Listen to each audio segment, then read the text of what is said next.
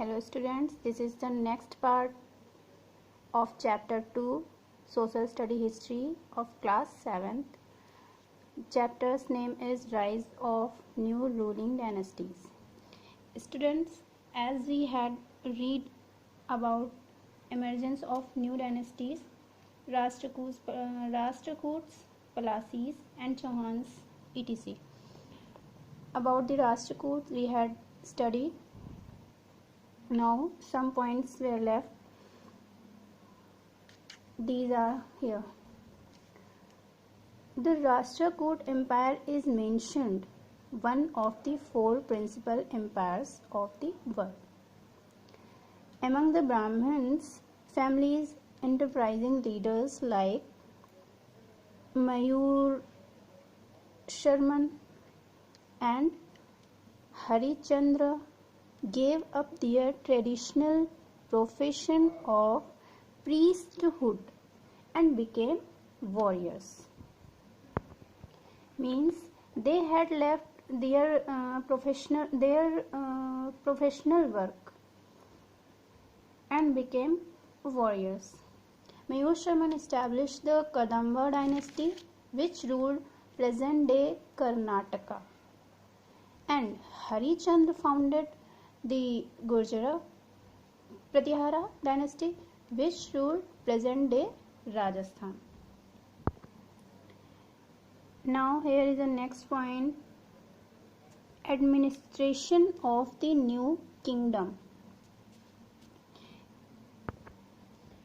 Though the new kings tried to present themselves as powerful rulers by assuming high-sounding titles. Assuming means to accept or believe that something is true even though you have no proof. They actually had to share power with their Samantas, Brahmins and associations of peasants and traders.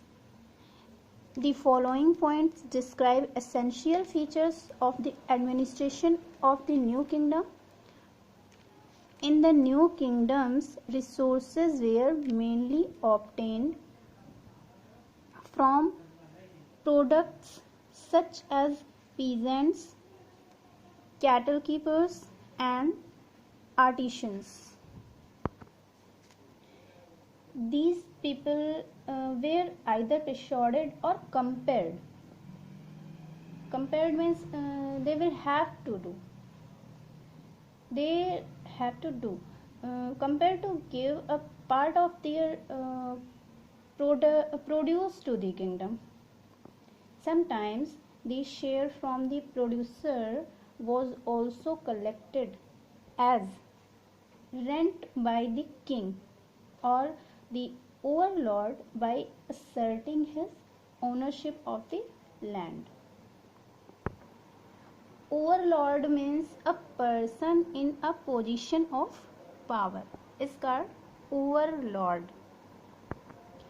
Revenue was also collected from traders. Revenue means you can say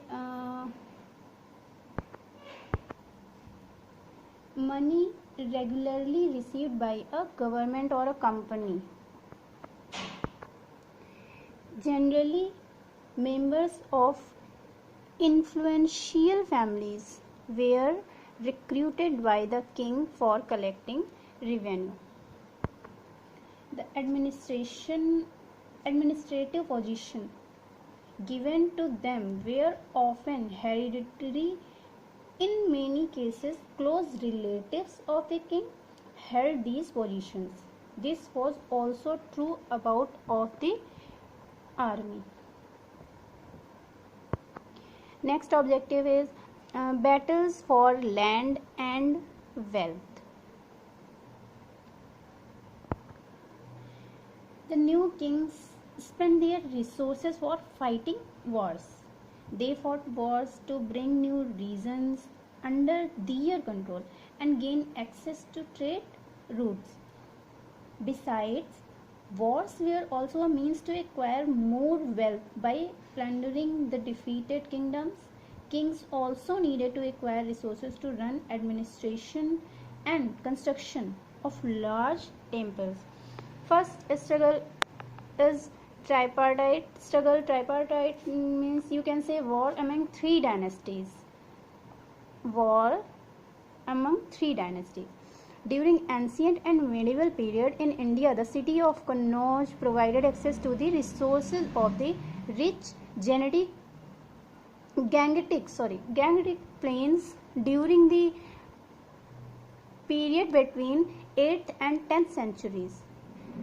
The Gurjara Pratiharas, Rashtrakuts and the Palas fought among themselves to control the resources in the region. Next was Mahmud of Ghazni. Sultan Mahmud of Ghazni, now in Afghanistan, nowadays is in Afghanistan, was a prominent ruler. Prominent ruler means famous or important ruler of the time. Dynasty that ruled 997 to 1030 CE. CE means Common Era.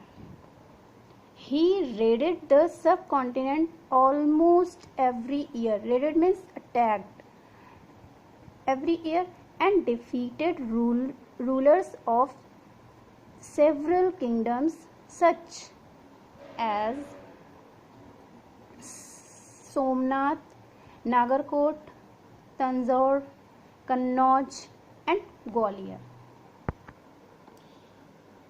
He left the conquered kingdoms in the hands of the Indian rulers as vassal states. Mahmud during his attacks of India often plundered temples where huge wealth was accumulated and included the Somnath temple in Gujarat.